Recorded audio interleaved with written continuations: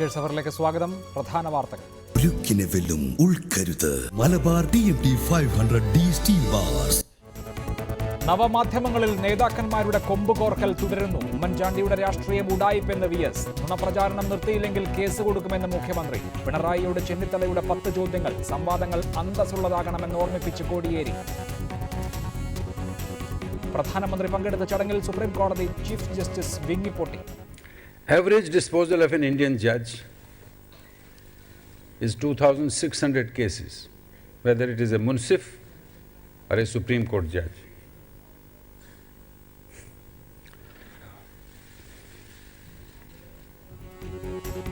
ജഡ്ജിമാരെ നിയമിക്കാത്തതുകൊണ്ട് കോടതിക്ക് ഒന്നും ചെയ്യാനാകുന്നില്ലെന്ന് justice TS Thakur. എല്ലാ ഭാരവും ജുഡീഷ്യറിക്ക് മേൽ വെച്ചുകെട്ടരുത്.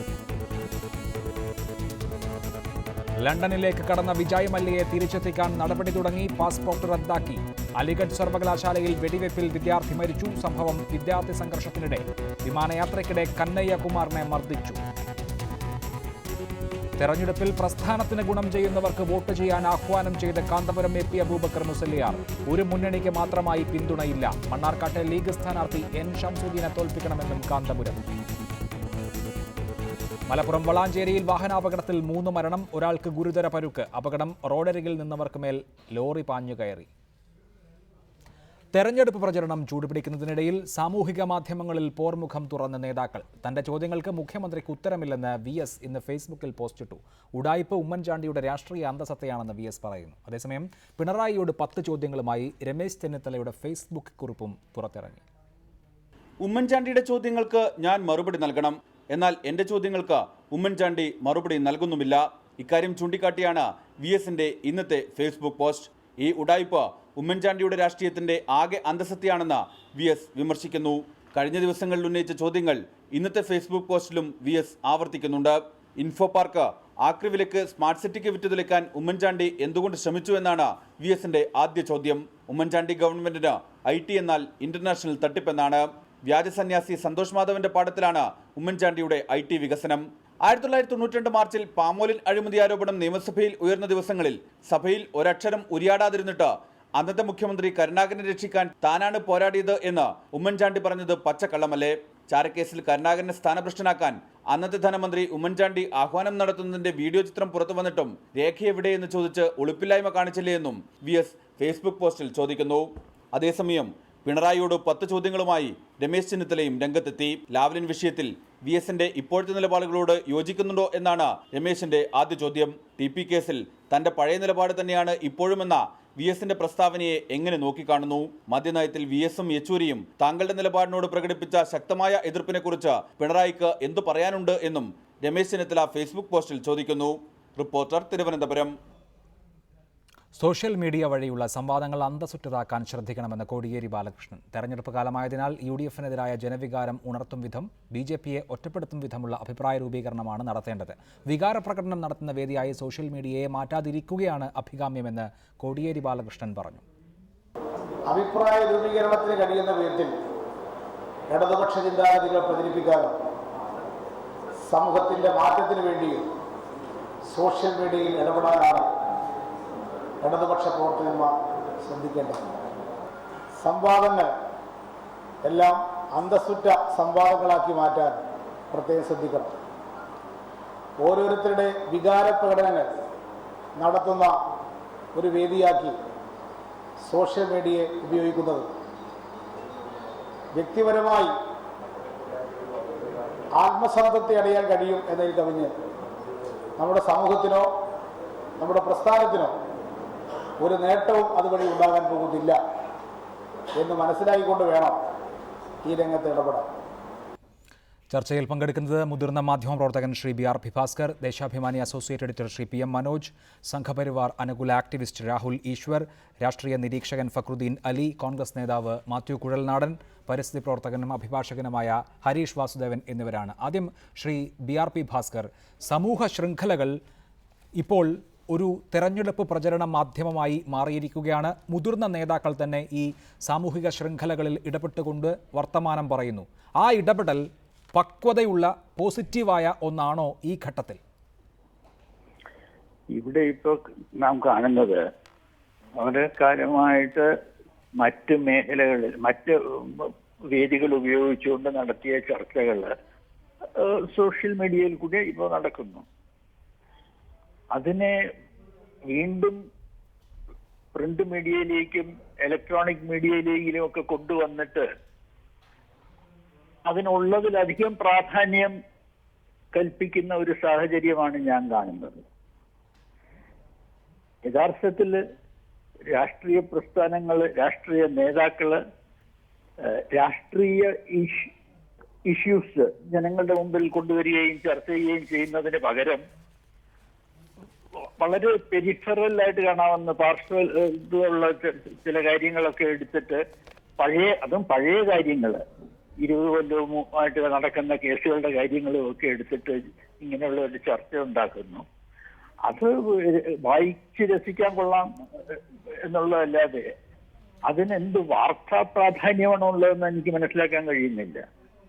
അത് കുറെ കൂടി ചുമതലാബോധത്തോടു കൂടി മറ്റ് മാധ്യമങ്ങൾ കൈകാര്യം ചെയ്യണം എന്നാണ് എൻ്റെ അഭിപ്രായം.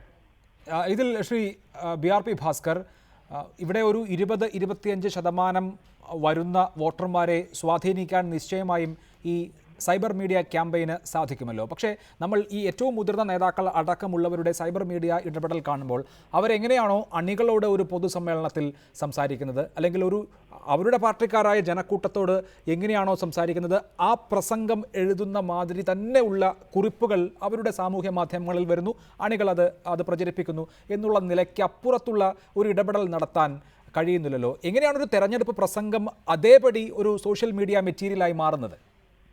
യഥാർത്ഥത്തിൽ ചാനൽ ഡിസ്കഷനിലും അത് തന്നെ നടക്കുന്നത്. ചാനൽ ചർച്ചകളിൽ പങ്കെടുക്കാൻ വരുന്ന പാർട്ടികളുടെ പ്രതിനിധികൾ ചെയ്യുന്നതും ഇത് തന്നെയാണ്. അവർ യഥാർത്ഥത്തില് അവരുടെ അണികളെയാണ് അഡ്രസ് ചെയ്യുന്നത്. അവരെ ഇംപ്രസ് ചെയ്യാനുള്ള ശ്രമമാണ് അവിടെ നടക്കുന്നത്. അല്ലാതെ ആ ചർച്ചകളിൽ കൂടി ഏതെങ്കിലും തരത്തിൽ ഒരു പുതിയ ആളിനെ തങ്ങളുടെ ഭാഗത്തേക്ക് ആകർഷിക്കാമെന്നുള്ള പ്രതീക്ഷയൊന്നും അവർക്കില്ല എന്ന് അവരുടെ സംഭാഷണം കേൾക്കുമ്പോൾ തന്നെ മനസ്സിലാക്കാം. അത് തന്നെയാണ് സോഷ്യൽ മീഡിയയിലും ഇപ്പൊ കാണുന്നത്. തീർച്ചയായും. ശ്രീ ഹരീഷ് വാസുദേവൻ, 92ാമത്തെ വയസ്സിൽ VS അച്യുതാനന്ദൻ കൂടി ഫേസ്ബുക്കിലും ട്വിറ്ററിലും എത്തിയതോടുകൂടി കളം നിറഞ്ഞു. ഇപ്പോൾ ഫേസ്ബുക്കിലും അതുപോലെയുള്ള സാമൂഹ്യ മാധ്യമങ്ങളിലും എഴുതുന്നു, അതിനു മറുപടി അതേ ഇടത്തിൽ കിട്ടുന്നു. അങ്ങനെ ആ സംവാദം പുരോഗമിക്കുകയാണ്. ഈ തെരഞ്ഞെടുപ്പ് പശ്ചാത്തലത്തിൽ നടക്കുന്ന ഈ സോഷ്യൽ മീഡിയ സംവാദത്തെ പോസിറ്റീവായി കാണുന്നുണ്ടോ? അത് ഒരു ഗുണപരമായ മാറ്റം നമ്മുടെ രാഷ്ട്രീയത്തിൽ ഉണ്ടാക്കാൻ ഉതകുന്ന വിധത്തിലുള്ള ഇടപെടലാണോ?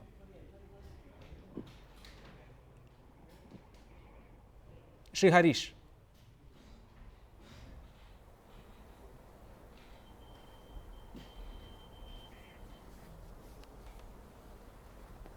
അദ്ദേഹത്തിൻ്റെ ടെലിഫോൺ ബന്ധം ശരിയാണ് എന്ന് ഞാൻ കരുതുന്നില്ല. മറ്റ് അതിഥികളിലേക്ക് കൂടി രാഹുൽ ഈശ്വറും ഫക്രുദ്ദീൻ അലിയും തിരുവനന്തപുരത്ത് കാത്തിരിക്കുന്നു. ശ്രീ ഫക്രുദ്ദീൻ അലി, താങ്കൾ ആ ചോദ്യം കേട്ട് കാണും. ഇപ്പോൾ നടക്കുന്ന ഈ സംവാദങ്ങൾ ഉപരിതലത്തിൽ ഉള്ളവയാണ്. അതിനപ്പുറത്തുള്ള ഏതെങ്കിലും വസ്തുതകളുടെ ഉള്ളിലേക്ക് ചെന്നുകൊണ്ടുള്ള ഏതെങ്കിലും തരത്തിലുള്ള ഒരു സംവാദം, അതിനുള്ള മറുപടി അത്തരത്തിൽ കാണുന്നില്ല നമ്മൾ. മറിച്ച് എങ്ങനെയാണോ ഒരു തെരഞ്ഞെടുപ്പ് പ്രചരണ യോഗത്തിൽ അണികളെ ആവേശഭരിതരാക്കാൻ പരസ്പരം കള്ളന്മാർ എന്ന് വിളിക്കുന്നത്, അതേമാതിരി ഏതാണ്ട് അതേ ടെക്സ്റ്റ് ഈ ഫേസ്ബുക്കിലും ട്വിറ്ററിലും വരികയാണ്. അതുകൊണ്ട് എന്ത് ഗുണം? അവർ ഉദ്ദേശിക്കുന്ന ടാർഗറ്റ് ഓഡിയൻസിന് അത് മതിയാകുമോ?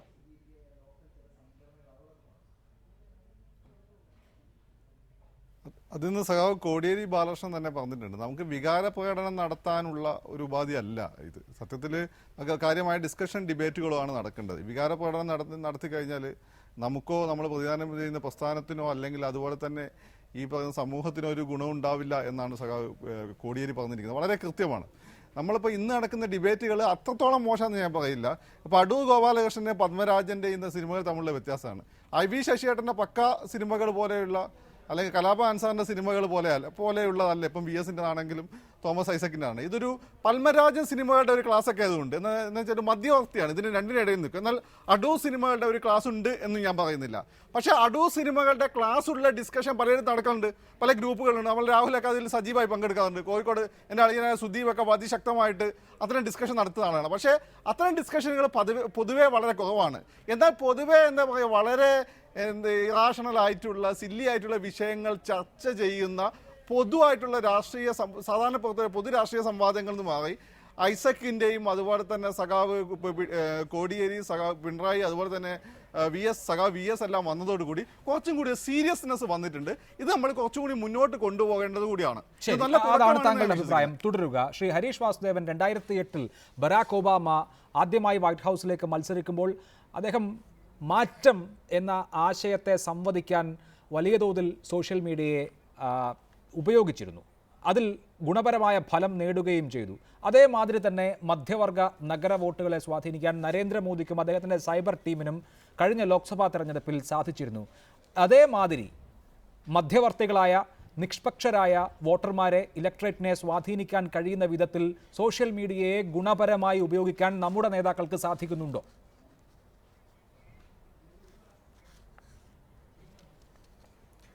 കേരളത്തിൽ സോഷ്യൽ മീഡിയ ഉപയോഗിക്കുന്ന രാഷ്ട്രീയ നേതാക്കൾ ആരെങ്കിലും ഇവരുടെ ഫേസ്ബുക്ക് പോസ്റ്റോ ട്വിറ്റർ പോസ്റ്റോ കണ്ടിട്ട് ആരെങ്കിലും തങ്ങൾക്കോ തങ്ങളുടെ പാർട്ടിക്കോ വോട്ട് ചെയ്യുമെന്ന് ഒരാളെങ്കിലും കൂടുതൽ വോട്ട് ചെയ്യും എന്ന് വിചാരിച്ചിട്ടല്ല ഈ ഫേസ്ബുക്ക് പോസ്റ്റും ട്വിറ്റർ പോസ്റ്റും ഒക്കെ നടത്തുന്നതെന്നാണ് ഞാൻ കരുതുന്നത്. മറിച്ച് തെരഞ്ഞെടുപ്പിന് ഇനിയും ദിവസങ്ങൾ ബാക്കിയുണ്ട്. 30 ദിവസങ്ങളുള്ളതിൽ ഇനിയും ഏതാണ്ട് 20 ദിവസങ്ങളോളം ബാക്കിയുണ്ട്. ഇതിൻ്റെ ട്രെൻഡ് സെറ്റിംഗ് ആണ് ഫേസ്ബുക്ക് പോസ്റ്റുകൾ.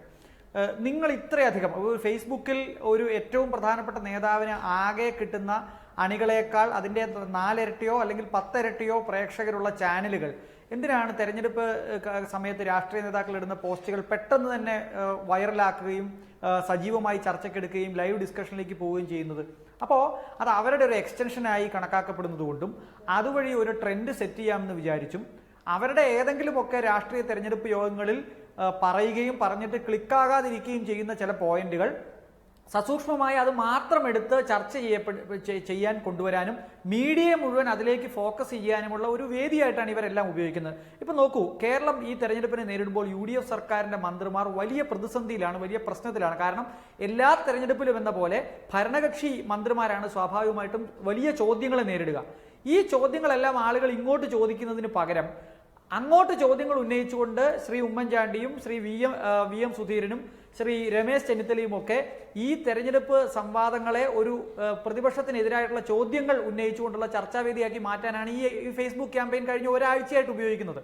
അപ്പോൾ ഇതിൽ നിന്ന് വോട്ട് ക്യാമ്പയിൻ ചെയ്യുന്നതിലപ്പുറം ഒരു ട്രെൻഡ് ഉണ്ടാക്കുകയും ആ ട്രെൻഡിൽ അണികളെ പിടിച്ചു നിർത്തുകയും അണികളെ കൊണ്ട് കൂടുതൽ ആ വിഷയങ്ങൾ, വൈകാരിക വിഷയങ്ങൾ സംസാരിപ്പിക്കുകയും ചെയ്യുക എന്നുള്ളതാണ്. ഫക്രുദ്ദീൻ പറഞ്ഞതുപോലെ അടൂരിൻ്റെ സിനിമ എടുക്കുന്നത് പോലെ തത്വാധിഷ്ഠിതമായി കാര്യങ്ങൾ പറഞ്ഞാൽ അവിടെ ആരും കയറില്ല. അത് കയറണമെങ്കിൽ ഏറ്റവും പുതിയ ജനപ്രിയ ചിത്രത്തിന് സ്ക്രിപ്റ്റ് എഴുതുന്നത് പോലെ സ്ക്രിപ്റ്റ് എഴുതിയാൽ മാത്രമേ പറ്റുള്ളൂ. അതുകൊണ്ടാണ് ശ്രീ VS അച്യുതാനന്ദൻ തൻ്റെ രാഷ്ട്രീയ ജീവിതത്തിൽ ഒരിക്കലും ഉപയോഗിച്ചിട്ടില്ലാത്ത ഉഡായിപ്പ് എന്ന് പറയുന്ന പ്രയോഗമൊക്കെ അദ്ദേഹത്തിൻ്റെ ഫേസ്ബുക്ക് പേജിൽ ഉപയോഗിക്കുന്നത്. അപ്പോൾ ഇത്തരത്തിൽ നമ്മൾ ഫേസ്ബുക്ക് പേജ് ക്യാമ്പയിൻ ചെയ്യുന്ന രാഷ്ട്രീയ നേതാക്കളുടെ PR ഏജൻസികളോ അല്ലെങ്കിൽ അവരുടെ പ്രസ് സെക്രട്ടറിയോ ഒക്കെ തന്നെ ഇതിനെ ട്രെൻഡ് സെറ്റർ ആയിട്ടാണ് ഉപയോഗിക്കുന്നത്, അല്ലാതെ വോട്ടിംഗ് ക്യാമ്പയിൻ ആയിട്ടുള്ള ഒരു സോഴ്സ് ആയിട്ട് ഉപയോഗിക്കുന്നത് ഞാൻ കരുതുന്നില്ല. റൈറ്റ്, അതാണ് ശ്രീ രാഹുൽ ഈശ്വർ അങ്ങനെ അണികളോട് സംസാരിക്കുകയാണ്. VS അച്യുതാനന്ദനാകട്ടെ, ഉമ്മൻചാണ്ടിയാകട്ടെ, രമേശ് ചെന്നിത്തലയാകട്ടെ, കുമ്മനം രാജശേഖരനാകട്ടെ, കേരളത്തിലെ രാഷ്ട്രീയ നേതാക്കൾ അവരുടെ ഈ സോഷ്യൽ മീഡിയ വഴി പക്ഷേ ജനങ്ങളോട് സംവദിക്കുന്നുണ്ടോ എന്നുള്ളത് ഒരു പ്രശ്നമല്ലേ? നമ്മുടെ ഇതേ സമൂഹ മാധ്യമങ്ങളുടെ ഉപയോഗം, ഞാൻ നേരത്തെ ബറാക് ഒബാമയുടെ ഉദാഹരണം ചൂണ്ടിക്കാണിച്ചു. അതിനുശേഷം ബി ജെ പി ഏൽപ്പിച്ച ഏജൻസിക്ക് വളരെ വിജയകരമായി രാജ്യത്തെ ഒരു നഗര മധ്യവർഗത്തെ സ്വാധീനിക്കാൻ ആ ക്യാമ്പയിൻ കൊണ്ട് സാധിച്ചു. കേരളത്തിൽ പക്ഷേ ഓരോ നേതാവും അവരവരുടെ അണികളോട് മാത്രം സംസാരിക്കുന്നതിലേക്ക് ചുരുങ്ങിപ്പോയോ? ചിലപ്പോഴെങ്കിലും അങ്ങനെ ചുരുങ്ങിപ്പോകുന്നുണ്ട് എന്ന കാര്യം നമുക്ക് വിസ്മരിക്കാൻ കഴിയില്ല. ഇപ്പം ഡൽഹിയിൽ ആം ആദ്മി പാർട്ടി ജയിച്ചതിൻ്റെ ഏറ്റവും പ്രധാന അടിസ്ഥാനങ്ങളിൽ ഒന്ന് സോഷ്യൽ മീഡിയ വഴിയുള്ള ശക്തമായ പ്രചരണമായിരുന്നു. ശ്രീ നരേന്ദ്രമോദി ആണെങ്കിൽ കൺസിസ്റ്റൻ്റായ 2 വർഷം YouTube, email chain letters, Twitter, Facebook, Instagram, Chinese social network ഇതെല്ലാം ഉപയോഗിച്ചൊരു വേൾഡ് വൈഡ് അദ്ദേഹത്തിൻ്റെ റീച്ചോ അല്ലെങ്കിൽ ബ്രാൻഡിങ്ങിനോ എഫേർട്സിനൊക്കെ കാര്യം ചെയ്തിട്ടുണ്ട്. നമ്മുടെ നാട്ടിലെ നേതാക്കൾ അത് സ്വീകരിക്കണം, വളരെ നല്ലതാണ്. ചില നല്ല സംവാദങ്ങളും നടക്കാറുണ്ട്. നമ്മുടെ VT ബൽറാം അടക്കമുള്ള ആൾക്കാർ വളരെ നല്ല സംവാദങ്ങൾ ഇതിലൂടെ ഉയർത്തിയിട്ടുണ്ട്. അതിനോടൊക്കെ എതിരഭിപ്രായമുണ്ട്. പക്ഷേ സുരേന്ദ്രനാണെങ്കിലും VT ബൽറാം ആണെങ്കിലും ശ്രീ ഷാജി ആണെങ്കിലും ഒക്കെ ഈ ശക്തമായ ആശയം ഉയർത്തിയിട്ടുണ്ട്. അപ്പോൾ ഇതൊരു ജനങ്ങളോട് സംവദിക്കാനുള്ള മാധ്യമം, മീഡിയ എന്നുള്ളതാണ്. ഇതിൻ്റെ ഒരു വലിയ ലിമിറ്റേഷൻ പലപ്പോഴും ഇത് എഴുതുമ്പോഴും പോസ്റ്റ് ചെയ്യുമ്പോഴും ലൈക്കും ഷെയറുമാണ് ഇവരുടെ മനസ്സിൽ.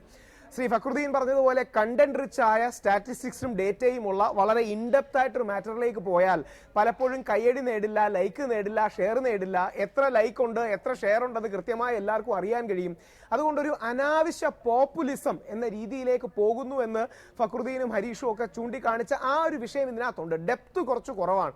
അപ്പോൾ കയ്യടി കൂടുതൽ നേടാൻ, ഷെയർ കൂടുതൽ നേടാൻ, അത് വൈറലായി എന്ന് ബാക്കിയുള്ളവരെ കൊണ്ട് പറയിക്കാൻ, മീഡിയക്കാർ കവർ ചെയ്യിക്കാനൊക്കെ ഇങ്ങനെ ഒരു അനാവശ്യമായ മസാലവൽക്കരണം ഇതിന് സംഭവിക്കുന്നുണ്ട് എന്ന കാര്യത്തിൽ സംശയമില്ല. പത്മരാജന്റെ ഇതിലേക്ക് പോകാം, ഐ.വി. ശശിയിലേക്ക് പോകാം, ഷാജി കൈലാസിലേക്ക് പോകാം. പക്ഷെ അതിലും വ്യത്യസ്തമായൊരു തലത്തിലേക്ക് ഇക്കിളിപ്പെടുത്താനും കൈയടിപ്പിക്കാനും ആൾക്കാരെ വികാരം കയറ്റാനും മാത്രമായി ഇത് ഉപയോഗിക്കരുത്. ഇൻഫർമേഷൻ ആൻഡ് ഇന്റർപ്രിട്ടേഷൻ ഏജിലാണ് നമ്മൾ ജീവിക്കുന്നത്.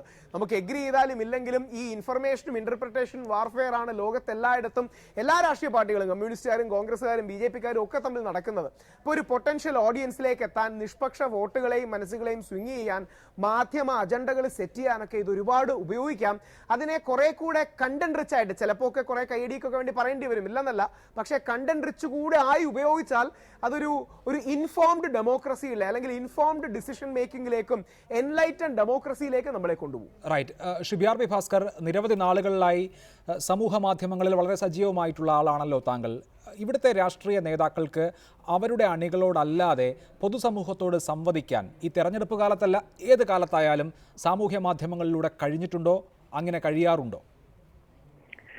നേരത്തെ രാഹുൽ പറഞ്ഞ ഒന്ന് രണ്ട് പേരുകളുണ്ടല്ലോ, പി.ടി. ബൽറാമൊക്കെ, അവരൊക്കെ ഈ തിരഞ്ഞെടുപ്പുമായി ബന്ധപ്പെട്ടല്ല, അല്ലാതെ തന്നെ ജനങ്ങളുമായിട്ട് ഈ മാധ്യമങ്ങൾ ഉപയോഗിച്ചിട്ട് സംവദിച്ചുകൊണ്ടിരിക്കുന്നവരാണ്. അത് ഗുണകരമായ രീതിയിലാണ് മുന്നോട്ട് പോകുന്നത് എന്നുള്ള അഭിപ്രായമാണ് എനിക്കുള്ളത്. ഇപ്പോൾ നടക്കുന്നത്, ഇപ്പൊ ഉമ്മൻചാണ്ടിയുടെ വരവ് അല്ലെങ്കിൽ വി.എസിന്റെ വരവ്, ഇവരൊക്കെ തിരഞ്ഞെടുപ്പിന്റെ പശ്ചാത്തലത്തിലാണ് വന്നിരിക്കുന്നത്. പിന്നെ അവര് വ്യക്തിപരമായിട്ട് ഇതിൽ എത്ര താല്പര്യം എടുക്കുന്നു എന്നുള്ളതിനെ കുറിച്ചും എനിക്ക് സംശയമുണ്ട്. ഇതൊക്കെ അവരുടെ സ്റ്റാഫിലുള്ള ആളുകളാണ് കൂടുതൽ കൈകാര്യം ചെയ്യുന്നതെന്നാണ് ഞാൻ കരുതുന്നത്. അപ്പൊ അതിന്റെ ഒരു സ്വഭാവം അതിൽ വരും. അതായത് പാർട്ടി പ്രവർത്തനത്തിന്റെ പ്രൊപ്പഗൻഡയുടെ ഒരു സ്വഭാവം അതിന് ഉണ്ടാകും. അത് തീർച്ചയായിട്ടും ഒരു ആരോഗ്യകരമായ സംവാദത്തിന് ഉതകുന്ന ഒരു പശ്ചാത്തലമല്ല. അതാണ് ശ്രീ മാത്യു കുഴൽനാടൻ, എന്തുകൊണ്ടാണ് വിജയകരമായി നടപ്പാക്കിയിട്ടുള്ള മാതൃക കേരളത്തിലെ രാഷ്ട്രീയ നേതാക്കൾക്ക് അവരുടെ ഇമേജ് തന്നെ ഒന്ന് റീബ്രാൻഡ് ചെയ്യാൻ, അവർക്ക് ഇപ്പോൾ ആക്സസ് ഇല്ലാത്ത ആളുകളിലേക്ക് കൂടി എത്താൻ ഉപയോഗിക്കാൻ, അതിന് പര്യാപ്തമാകുന്ന വിധത്തിൽ മാറാൻ, അങ്ങനെ വളരെ മൂർത്തമായ ഒരു സൈബർ മീഡിയ ക്യാമ്പയിൻ നടത്താൻ കഴിയാതെ പോകുന്നത്? മറിച്ച് അവർ എന്താണോ പൊതുയോഗങ്ങളിൽ പറയുന്നത് അത് തന്നെ അവരുടെ സോഷ്യൽ മീഡിയ ഇടപെടലായി വന്നാൽ പ്രത്യേകിച്ച് എന്ത് മാറ്റമുണ്ട് അക്കാര്യത്തിൽ? അല്ല, ഇതില് ഈ സോഷ്യൽ മീഡിയ രാഷ്ട്രീയത്തിലേക്ക് വന്നിട്ട് എൻ്റെ ഒരു അഭിപ്രായം, അത് ഒരു പ്രചരണ വേദിയായി മാറുന്നു. അതൊരു ഇവോൾവിംഗ് സ്റ്റേജിലാണ്, സ്റ്റിൽ ഒരു ഇവോൾവിംഗ് സ്റ്റേജിലാണ്. കാരണം കേരളത്തില് രാഷ്ട്രീയ മുൻനിര നേതാക്കന്മാരാരും അതിനെ വളരെ സജീവമായി ഉപയോഗപ്പെടുത്തുന്ന ഒരു വേദിയല്ല ഇതുവരെയും. പക്ഷെ എനിക്ക് തോന്നുന്നു വരുന്ന കാലങ്ങളിൽ അല്ലെങ്കിൽ മുന്നോട്ടുള്ള കാലങ്ങളിൽ ആ മാധ്യമത്തെയോ അല്ലെങ്കിൽ ആ ഒരു വേദിയോ ഒഴിവാക്കി നിർത്തിക്കൊണ്ട് ഒരു നേതാവിനും എഫക്റ്റീവായി ഒരു പ്രചരണം നടത്താൻ കഴിയില്ല. അതുകൊണ്ട് തന്നെ ഇപ്പോ മുതിർന്ന നേതാക്കന്മാർ ഉപയോഗിക്കുന്ന ഇതേ രീതിയും ശൈലിയും ഈ രൂപവും ഭാവവും ഒക്കെ മാറാൻ സാധ്യതയുണ്ട്. ഞാൻ പക്ഷേ ഇതിനെ പ്രതീക്ഷയോടുകൂടി കാണുന്ന ഒരു കാര്യം, ഇപ്പോൾ ഈ വേദിയിൽ വന്ന് മറ്റ് പ്രസംഗങ്ങൾ പോലെയല്ല, ഈ സോഷ്യൽ മീഡിയയിൽ വന്ന് നമ്മൾക്ക് നമ്മുടെ അഭിപ്രായം പറഞ്ഞ് മടങ്ങിപ്പോകും. അത് ഒരു വേദിയിൽ പ്രസംഗിക്കാൻ വന്നാൽ അതിപ്പോ വി.എസ്. അച്യുതാനന്ദനാണെങ്കിലും ഉമ്മൻചാണ്ടി ആണെങ്കിലും പ്രസംഗിക്കുന്നു, മടങ്ങിപ്പോകുന്നു. അല്ല, ഉമ്മൻചാണ്ടിയോ വി.എസ്. അച്യുതാനന്ദനെ അനുകൂലിക്കുന്ന ഓഡിയൻസ് മാത്രം അവിടെ ഇരിക്കുന്നു, കൈയടിക്കുന്നു, അല്ലെങ്കിൽ അതിനോട് കരഘോഷം മുഴക്കുന്നു. പക്ഷേ സോഷ്യൽ മീഡിയയിൽ പറയുന്നത് ഒരുപക്ഷെ നമ്മൾ താല്പര്യപ്പെടാത്ത ഓഡിയൻസുമായിട്ട് ഉണ്ടാകും, അവരുടെ പ്രതികരണം ഉണ്ടാകാം. പക്ഷെ അവിടെ വന്ന് അതിന് മറുപടി പറയാൻ കഴിയാതെ പോയാൽ, ഇപ്പൊ ഞാൻ ഒരു ഉദാഹരണം പറഞ്ഞാൽ, വി.എസ്. അച്യുതാനന്ദൻ പി ചന്ദ്രശേഖരൻ വധക്കേസിലെടുത്ത നിലപാടിനെ വളരെ കാര്യമായി അപ്രീഷിയേറ്റ് ചെയ്ത, അല്ലെങ്കിൽ അതിനോട് വലിയ ആ നിലപാടിനോട് വലിയ യോജിപ്പ് ഉണ്ടായിരുന്ന ഒരുപാട് ആളുകൾ ഉണ്ടാവും. അദ്ദേഹത്തിന് ഇപ്പോഴും ആ നിലപാടുണ്ടോ ഇല്ലയോ എന്നറിയാൻ ഉള്ള താല്പര്യമുള്ളവർ ഉണ്ടാവും. അതെ, അതിന് അദ്ദേഹം മറുപടിയും പറഞ്ഞിട്ടുണ്ട്. തുടരുക. ശ്രീ PM മനോജ്, നമ്മുടെ രാഷ്ട്രീയ നേതാക്കൾ ഈ തെരഞ്ഞെടുപ്പ് ഘട്ടത്തിൽ പൊടുന്നനവേ സോഷ്യൽ മീഡിയയിലേക്ക് കടന്നവരൊന്നുമല്ല. പ്രധാനപ്പെട്ട നേതാക്കളൊക്കെ കഴിഞ്ഞ കുറേ നാളുകളായി സാമൂഹ്യ മാധ്യമങ്ങളിലൂടെ ഇടപെടുന്നുണ്ട്. പിണറായി വിജയൻ ഒരു ഉദാഹരണമായി എടുത്താൽ നിരവധി വിഷയങ്ങളിൽ, ഒന്ന് ഈ ടോയ്ലറ്റുമായി ബന്ധപ്പെട്ട് പൊതു ശൗചാലയങ്ങളുടെ അഭാവം സംബന്ധിച്ച വിഷയം വന്നപ്പോൾ, അതുപോലെ തന്നെ തിരൂരിലെ ആ വായനശാല കത്തിച്ചതുമായി ബന്ധപ്പെട്ട സംഭവം വന്നപ്പോഴൊക്കെ വളരെ പോസിറ്റീവായ ഇടപെടലുകൾ നടത്തുകയും വലിയ തോതിൽ അത് ശ്രദ്ധ നേടുകയും ഒരുപക്ഷെ ആദ്യത്തെ പ്രതികരണത്തിന് സോഷ്യൽ മീഡിയ തിരഞ്ഞെടുക്കുന്ന രീതിയൊക്കെ നമ്മൾ കണ്ടു. പക്ഷേ കൂടുതൽ ഒരാളുമായി നിലവിൽ അനുഭാവിയോ അല്ലെങ്കിൽ പാർട്ടിക്കാരനോ അല്ലാത്ത ഒരാളുമായി നേരിട്ട് സംവദിക്കാനുള്ള ഒരു ചാനലായി ഇതിനെ പ്രവർത്തിപ്പിക്കാൻ എപ്പോഴെങ്കിലും കഴിയാറുണ്ടോ?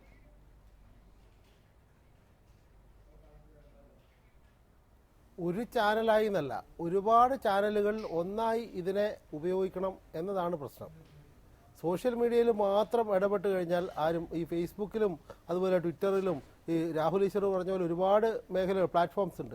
ഈ എല്ലാ പ്ലാറ്റ്ഫോംസിലും ഇടപെടുന്ന ആൾ വലിയ ആക്ടിവിസ്റ്റാണ് എന്ന ധാരണ ആർക്കും വേണ്ട. അതല്ലാതെ തന്നെ നമ്മുടെ കമ്മ്യൂണിക്കേഷൻ, അത് രാഷ്ട്രീയ നേതാക്കളാകുമ്പോൾ സമൂഹമായിട്ടാണ് കമ്മ്യൂണിക്കേറ്റ് ചെയ്യേണ്ടത്. ആ കമ്മ്യൂണിക്കേറ്റ് ചെയ്യുന്നതിൽ ഒരു മാർഗമാണ് സോഷ്യൽ മീഡിയ.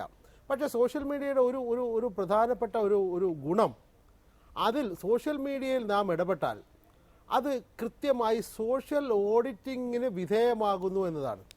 അതായത് വെറുതെ ഒരു പ്രസംഗത്തിൽ അല്ലെങ്കിൽ ഒരു പത്രസമ്മേളനത്തിൽ ചോദ്യത്തിന് മറുപടി പറയാതെ ഒരു കാര്യം പറഞ്ഞു പോകുന്നത് പോലെയല്ല സോഷ്യൽ മീഡിയയിൽ ഒരു കാര്യം പറയുന്നത്.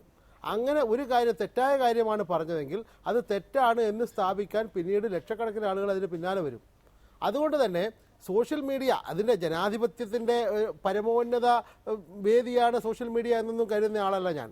കാരണം അത് വലിയ തോതിൽ കഴിഞ്ഞ 2014 ലോക്സഭാ തെരഞ്ഞെടുപ്പിൽ ഏറ്റവും കൂടുതൽ പണം ചെലവിട്ട ഒരു ഏർപ്പാടായിരുന്നു മോഡിയുടെ. ഇപ്പോൾ നമ്മൾ വാഴ്ത്തുന്ന മോഡി ഉണ്ടല്ലോ, മോഡിയുടെ സോഷ്യൽ മീഡിയ ക്യാമ്പയിൻ എന്ന് പറയുന്നത് 2014 തെരഞ്ഞെടുപ്പിൽ ലോകത്ത് തന്നെ ഏറ്റവും കൂടുതൽ, അമേരിക്കൻ തെരഞ്ഞെടുപ്പ് കഴിഞ്ഞാൽ ഏറ്റവും കൂടുതൽ പണം ചെലവിട്ട ക്യാമ്പയിനായിരുന്നു. അപ്പോൾ ഇതിലും പണാധിപത്യമുണ്ട്. ഇതിലും പെയ്ഡ് ന്യൂസ് എന്ന് പറയുന്നത് ഒരു തരത്തിൽ മറ്റ് പ്രിന്റ് മീഡിയയിലും അതുപോലെ വിഷ്വൽ മീഡിയയിലും ആണെങ്കിൽ ഇതിലും വലിയ തോതിലുള്ള പണാധിപത്യം വരുന്നുണ്ട്. പ്രൊഫഷണലുകളെ വാടക എടുക്കുന്നുണ്ട്, അതുപോലെ PR ഏജൻസികളെ ഏൽപ്പിക്കുന്നുണ്ട്. അവർ ഇപ്പോൾ ഈ കഴിഞ്ഞ ദിവസങ്ങളിൽ വന്ന ഒന്ന് രണ്ട് കാര്യങ്ങൾ ഞാൻ പറയാം. ഇന്നിപ്പോൾ നമ്മൾ സോഷ്യൽ മീഡിയയിലുള്ള അംഗീകാരമാണ് നമുക്കൊക്കെ പിന്നെ ഒരു മാനകം ആകുന്നതെങ്കിൽ, ഇന്നിപ്പോൾ നമ്മൾ വാർത്തയിൽ ഒരുപാട് തവണ ആവർത്തിച്ച് കാണിച്ച ഒന്നുണ്ട്, രമേശ് ചെന്നിത്തലയുടെ 10 ചോദ്യങ്ങൾ. അദ്ദേഹം പിണറായി വിജയനോടാണ് ചോദ്യം ചോദിച്ചിട്ടുള്ളത്. ഉത്തരം പറഞ്ഞത് CPIM-ൻ്റെ ഒരു സാധാരണ പ്രവർത്തകനായ ഞാനാണ്. ഈ എൻ്റെ ഫേസ്ബുക്ക് പേജിലും എൻ്റെ ഫേസ്ബുക്ക് അക്കൗണ്ടിലും രമേശ് ചെന്നിത്തലയുടെ ഫേസ്ബുക്ക് പേജിലും വന്ന ലൈക്കുകളുടെയും ഷെയറുകളുടെയും എണ്ണം, അതാണല്ലോ ഇപ്പോൾ ഈ പറഞ്ഞ പോലെ പ്രധാനമായിട്ട് നോക്കുന്നത്, എണ്ണം ഒന്ന് താരതമ്യം ചെയ്ത് നോക്കുക. അങ്ങനെ അതാണ് മാനകമെങ്കിൽ ഞാനാണ് രമേശ് ചെന്നിത്തലയേക്കാളും വലിയ നേതാവ്. അതൊന്നും അല്ല മാനകം. യഥാർത്ഥത്തിൽ നമ്മൾ ചില ഉഡായ്പകൾ എന്ന് VS പ്രയോഗിച്ചു എന്ന് പറഞ്ഞു. ഇത്തരം ഉഡായ്പകൾ ഉൾപ്പെടെ, അതാണ് PR ഏജൻസികളെ കൊണ്ടെല്ലാം നിറവേറ്റുന്നത്. അങ്ങനെ ഉഡായ്പകൾ ഉൾപ്പെടെ പ്രയോഗിച്ചുകൊണ്ടാണ് പല ആളുകളും സോഷ്യൽ മീഡിയയിൽ നേതാവാകുന്നത്. എന്നാൽ ഈ യഥാർത്ഥ നേതാക്കൾ എങ്ങനെയാണ്? തങ്ങളുടെ രാഷ്ട്രീയ പ്രവർത്തനം, തങ്ങളുടെ രാഷ്ട്രീയ അഭിപ്രായം അത് പൊതുവേദിയിൽ പ്രകടിപ്പിക്കുന്നു. ചിലപ്പോൾ പൊതുയോഗങ്ങൾ പ്രസംഗിക്കുന്നു. പൊതുയോഗങ്ങളിൽ പ്രസംഗിക്കുന്ന കാര്യങ്ങൾ മോശമാണ് എന്നൊരു ധാരണ എനിക്കില്ല. അതുമാത്രമല്ല, പൊതുയോഗങ്ങളിൽ സ്വന്തം അണികളോട് മാത്രമാണ് സംസാരിക്കുന്നത് എന്നൊരു തെറ്റിദ്ധാരണ എനിക്കില്ല. പൊതുയോഗങ്ങൾ സംസാരിക്കുന്നത് പൊതുസമൂഹത്തോട് സംസാരിക്കുന്നതാണ്. ആ പൊതുസമൂഹത്തോട് സംസാരിക്കുന്ന കാര്യങ്ങൾ ഈ സോഷ്യൽ മീഡിയയിൽ വന്നാൽ എന്താ പ്രശ്നം? അതുപോലും ഈ സ്വന്തം അണികളോട് സംസാരിക്കുന്നതാണ് നിങ്ങൾക്ക് പറയാം. അങ്ങനെ ഉള്ളത് പോലും സോഷ്യൽ ഓഡിറ്റിങ്ങിന് വിധേയമാക്കുന്നു എന്നതാണ് സോഷ്യൽ മീഡിയയിൽ ഇതുവരെ. അതുകൊണ്ടാണ് പല ആളുകളും ഉമ്മൻചാണ്ടി ഇപ്പോൾ ഇടക്കിടക്ക് മറുപടി പറയേണ്ടി വരുന്നതും. ഉമ്മൻചാണ്ടി ഇങ്ങനെ വല്ലാതെ, അല്ലെങ്കിൽ അതാണ് താങ്കൾ സൂചിപ്പിക്കുന്നത്. ശ്രീ ഹരീഷ് വാസുദേവൻ, അങ്ങനെ സോഷ്യൽ മീഡിയയിൽ എഴുതി കഴിഞ്ഞാൽ ആ അഭിപ്രായങ്ങൾക്ക് നേതാക്കൾ അക്കൗണ്ടബിൾ ആകുന്നുണ്ടോ? ഇങ്ങനെ പോസ്റ്റ് ഇട്ട് പിന്നെ അതിനുള്ള മറുപടി കൊടുക്കുക എന്നുള്ളതൊക്കെ നമ്മുടെ രീതിയാണോ? ഇപ്പോൾ കാണുന്ന ഈ പോസ്റ്റുകൾ മാത്രമല്ല, തോമസ് ഐസക് ഫേസ്ബുക്ക് സംവാദം നടത്തുകയുണ്ടായി, തിരുവഞ്ചൂർ രാധാകൃഷ്ണൻ ട്വിറ്റർ സംവാദം നടത്തുകയുണ്ടായി. ഇങ്ങനെ ഒരു ചോദ്യം എനിക്കോ താങ്കൾക്കോ ചോദിച്ചാൽ അതിൻ്റെ ഉത്തരം കിട്ടുന്ന സംവിധാനങ്ങളുമുണ്ട്. എങ്കിൽ പോലും ഒരു കമൻറ്റ് അല്ലെങ്കിൽ ഒരു ലേഖനം സോഷ്യൽ മീഡിയയിൽ എഴുതി എന്നതുകൊണ്ട് അതിൻ്റെ അക്കൗണ്ടബിലിറ്റി കൂടുന്നുണ്ടോ?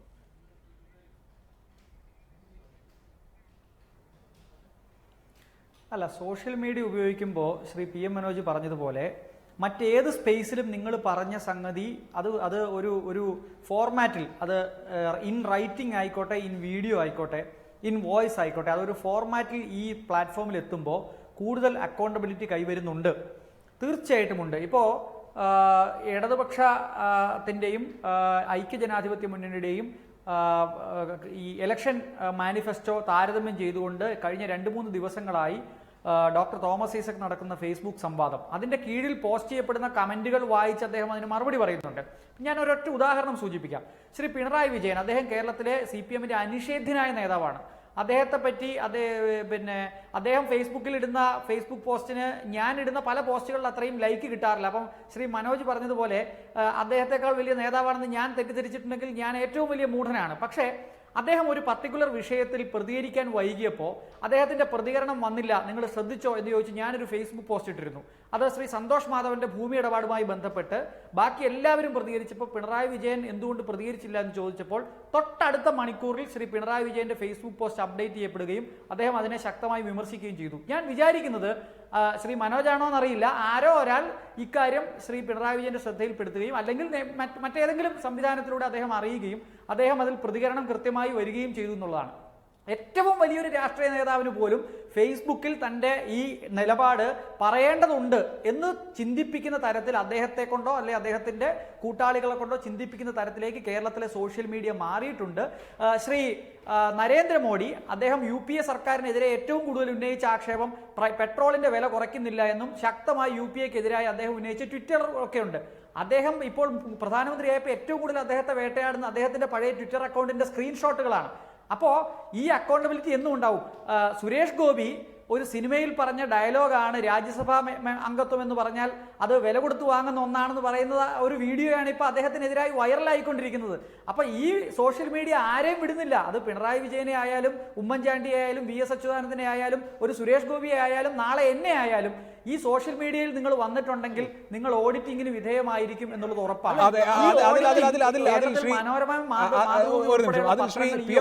ശരിയാണ്. ഇപ്പോൾ നരേന്ദ്രമോദി അദ്ദേഹത്തിന്റെ മന്ത്രിസഭാ അംഗങ്ങൾ 2-3 വർഷം മുൻപ് പറഞ്ഞതിൻ്റെയൊക്കെ സ്ക്രീൻഷോട്ടുകൾ അല്ലെങ്കിൽ റീട്വീറ്റുകൾ അവർ ഇപ്പോൾ എടുക്കുന്ന നിലപാടിന് അനുസൃതമായി നമ്മുടെ തന്നെ കമ്പ്യൂട്ടർ സ്ക്രീനുകളിലും മൊബൈലുകളിലും ഒക്കെ കാണുകയാണ്. ഇതേമാതിരി പിണറായി വിജയനും VS അച്യുതാനന്ദനും കോടിയേരി ബാലകൃഷ്ണനും ഇട്ട പോസ്റ്റുകൾ ഇനിയിപ്പോൾ ഡിലീറ്റ് ചെയ്താൽ പോലും രക്ഷയില്ല, സ്ക്രീൻഷോട്ട് എടുത്ത് വെച്ചിട്ടുണ്ടാകും ആളുകൾ എന്നുള്ളത് വലിയൊരു ബാധ്യതയല്ലേ?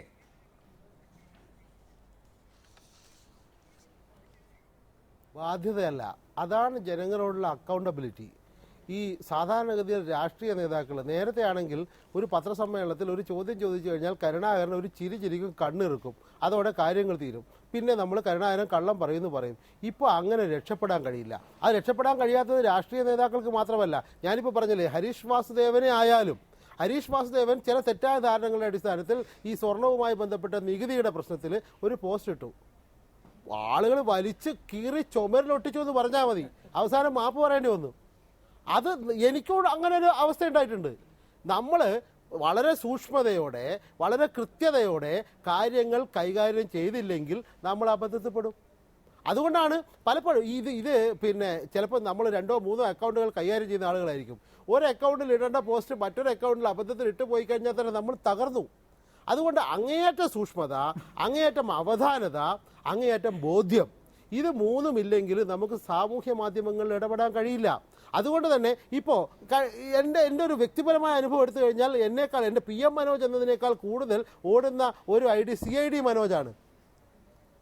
അങ്ങനെ എന്നെ ആക്ഷേപിക്കുകയാണ്. എന്ന് മാത്രമല്ല, നമ്മുടെ സാധാരണഗതിയിൽ സോഷ്യൽ മീഡിയയിൽ ഇടപെടുമ്പോൾ എൻ്റെ എല്ലാം മക്കളുടെ പ്രായമുള്ള ആളുകൾ പോലും എന്നെ നേരിട്ട് വന്ന് വിളിക്കുക, എടാ നീ ആരാടാ, നീ എന്തടാ, നീ പൊട്ടനല്ലേടാ എന്നൊക്കെ പറയുന്ന അവസ്ഥ ഞാനും അഭിമുഖീകരിക്കുന്നുണ്ട്. ഇങ്ങനെ നമ്മൾ നേർക്കുനേർ സമൂഹത്തിൽ സാധാരണഗതിയിൽ ഇത്തരം വർത്താനം പറയാ കള്ള് ഷാപ്പിലും മറ്റൊക്കെയാണ്. അതല്ലാതെ അത്തരം അനുഭവം പോലും സോഷ്യൽ മീഡിയയിൽ നമ്മൾ അഭിമുഖീകരിക്കേണ്ടി വരുന്നു. അതുകൊണ്ട് തന്നെ പച്ച ജീവിതം എന്താണ് എന്ന് തിരിച്ചറിയാൻ ഒരുപക്ഷെ നമ്മളെയൊക്കെ സഹായിക്കുന്ന ഒരു മേഖല കൂടിയാണ് സോഷ്യൽ മീഡിയ. അതിൽ സമുന്നതരായ രാഷ്ട്രീയ നേതാക്കൾ ഇടപെടുമ്പോൾ ഉറപ്പായും കൃത്യമായ അവധാനത വേണം. അതിൽ ശ്രീ ഫക്രുദ്ദീൻ അലി, രാജാവ് നഗ്നനാണ് എന്ന് വിളിച്ചു പറഞ്ഞത് ഒരു ചെറിയ കുട്ടിയായിരുന്നു കഥയിൽ. പക്ഷേ നമ്മുടെ വ്യവസ്ഥാപിതമായ സംവിധാനങ്ങൾ ഒരു കുട്ടിക്ക് അങ്ങനെ പറയാൻ കഴിഞ്ഞു എന്ന് വരികയില്ല. പക്ഷേ സോഷ്യൽ മീഡിയയിലാണെങ്കിൽ പറ്റും. വി.എസ്. അച്യുതാനന്ദനോടോ പിണറായി വിജയനോടോ ഉമ്മൻചാണ്ടിയോടോ ഒക്കെ എന്തും ചോദിക്കാം. അതിന് മറുപടി കിട്ടിക്കൊള്ളണം എന്ന് നിർബന്ധമില്ല എങ്കിലും ചോദ്യം ഉന്നയിക്കാനുള്ള ഒരു സ്പേസ് അവിടെ ഉണ്ട്. അതിനെ നമ്മുടെ രാഷ്ട്രീയ നേതൃത്വം പൂർണ്ണമായും ഉൾക്കൊണ്ടിട്ടുണ്ടോ?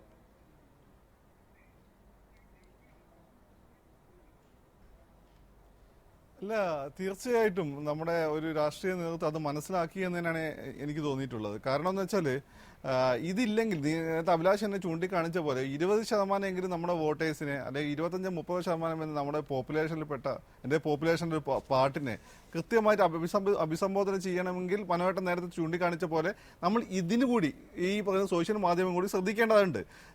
പൊതുപ്രവർത്തനം ജനങ്ങൾക്കിടയിൽ പണ്ട് ഹോജിമീൻ പറഞ്ഞ പോലെ മീൻ എങ്ങനെയാണോ വെള്ളത്തിൽ അതുപോലെ ജനങ്ങൾക്കിടയിൽ പ്രവർത്തിക്കുന്നവരാണ്. അപ്പോൾ ജനങ്ങളെ പൾസ് മനസ്സിലാക്കുക. മുമ്പൊക്കെ എങ്ങനെയായിരുന്നു? മുമ്പൊക്കെ നമ്മൾ പറയാമായിരുന്നു ആളുകൾ ഈ രാഷ്ട്രീയക്കാർ റേഡിയോ വന്ന് ഇവരവിടെ വരും. നമ്മുടെ നാട്ടിലൊക്കെ കണാനാട്ടനൊക്കെ ആയിരുന്നു നേതാവ്. കണാനാട്ടനൊക്കെ വന്ന് പ്രസംഗിച്ച് അങ്ങ് പോകും. നമ്മളത് ജസ്റ്റ് കേട്ടു എന്നല്ലാതെ നമുക്ക് വേഗം ചോദിക്കാൻ പറ്റില്ല. അത് ബ്രാഞ്ച് സെക്രട്ടറിനോട് ചോദിക്കണം. അദ്ദേഹം കണാനാട്ടൻ മനസ്സിലാക്കിയ പോലെ കാര്യം മനസ്സിലാക്കാൻ പറ്റില്ല. പക്ഷേ ഇപ്പം എന്താണ്? ഇപ്പം നമുക്ക് മനോജേട്ടനോട് നേരിട്ട് ചോദ്യങ്ങൾ ചോദിക്കാം, കൃത്യമായ ആൻസർ കിട്ടുന്നു. മനോജേട്ടനെ വിയോജിക്കേണ്ടത് വിയോജിക്കാം. അത് വിയോജിക്കേണ്ടത് നമ്മളെ മാന്യമായ ഭാഷ ഉപയോഗിക്കാൻ പറ്റും. ആ സാധാരണക്കാരന് അവൻ്റെ ഭാഷ ഉപയോഗിക്കാൻ പറ്റും. അങ്ങനെ അവനെ മനസ്സിലാക്കാൻ പറ്റും.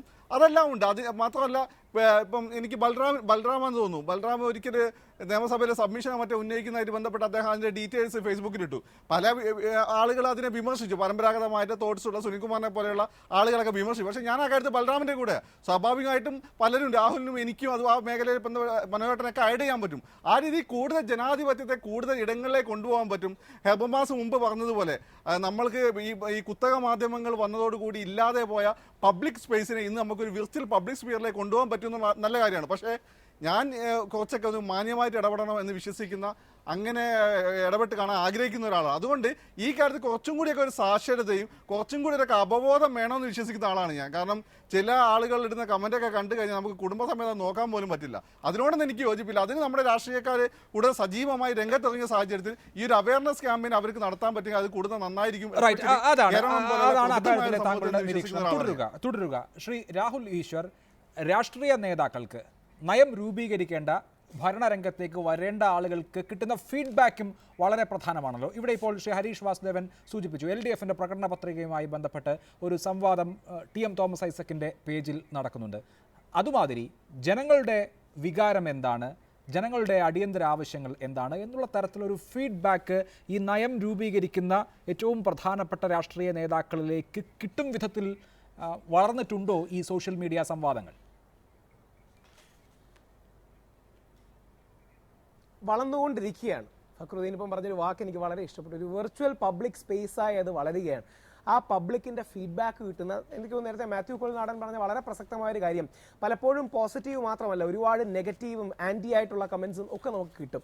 അപ്പോൾ ഉദാഹരണം, നമ്മുടെ ഇപ്പം മിനിസ്ട്രി ഓഫ് എക്സ്റ്റേണൽ അഫയേഴ്സ്, ഇപ്പോൾ സുഷമ സ്വരാജ് ഹാൻഡിൽ ചെയ്യുന്ന ട്വിറ്റർ അക്കൗണ്ടും മറ്റും ഡയറക്റ്റായിട്ട് ട്വിറ്ററിലൂടെ കാര്യങ്ങൾ പറഞ്ഞാൽ പ്രശ്നപരിഹാരം കൊണ്ടെത്തിക്കുകയാണ്. നമ്മുടെ കളക്ടർ ബ്രോ എന്നറിയപ്പെടുന്ന കളക്ടർ പ്രശാന്ത് കോഴിക്കോട് ഒരുപാട് നല്ല രീതിയിൽ സോഷ്യൽ മീഡിയ യൂസ് ചെയ്യുന്ന ഒരാളാണ്. ഇതൊന്ന് ബാക്കി പല സംവിധാനങ്ങളുടെയും കളക്ടർമാരോ അല്ലെങ്കിൽ പോലീസുകാരോ ഒക്കെ വാട്സപ്പ്, സോഷ്യൽ മീഡിയ, ഫേസ്ബുക്ക് ഇത് കൂടുതൽ വേണം. ഇപ്പം നമുക്ക് ഇഷ്ടപ്പെട്ടാലും ഇല്ലെങ്കിലും ഒരു 15 വർഷത്തിനുള്ളിൽ അമേരിക്കയിലെ കഴിഞ്ഞ ഇലക്ഷൻ ഏറ്റവും പ്രമുഖമായി നടന്നത് @Barack Obama versus @Mitt Romney ആയിരുന്നു മുമ്പത്തേത്. ഇന്ന് @Donald Trump versus Hillary Clinton എന്ന ട്വിറ്റർ വാറിലേക്ക് പോകുന്ന രീതിയിൽ ആൾക്കാർക്ക് നിലപാട് അറിയണ്ടേ, പുതിയ ഇൻഫർമേഷൻ എന്താണെന്ന് അറിയണ്ടേ, പുതിയ കാര്യങ്ങൾ അറിയണ്ടേ.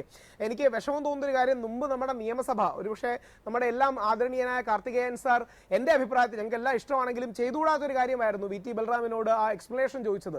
ഒരാൾ ഒരു നിയമം അല്ലെങ്കിൽ ഒരു പ്രത്യേക ബില്ല് സഭയിലേക്ക് കൊണ്ടുവരണമെങ്കിൽ ജനങ്ങളുടെ അഭിപ്രായം എടുത്തിട്ടല്ലേ കൊണ്ടുവരേണ്ടത്? ഏറ്റവും നല്ല മെക്കാനിസം അതല്ലേ? അതിനെ ശ്ലാഘിക്കേണ്ടതാണ്, അഭിനന്ദനാർഹമായ ഒരു കാര്യമാണ്. ആദ്യം ഫേസ്ബുക്കിലോ ആദ്യം ട്വിറ്ററിലോ ഇത് ആരുടെയും പ്രിവിലേജിന് അഗൻസ്റ്റ് അല്ല, നേരെ മറിച്ച് ഇത് ജനങ്ങളുടെ പ്രിവിലേജ് ആണ്.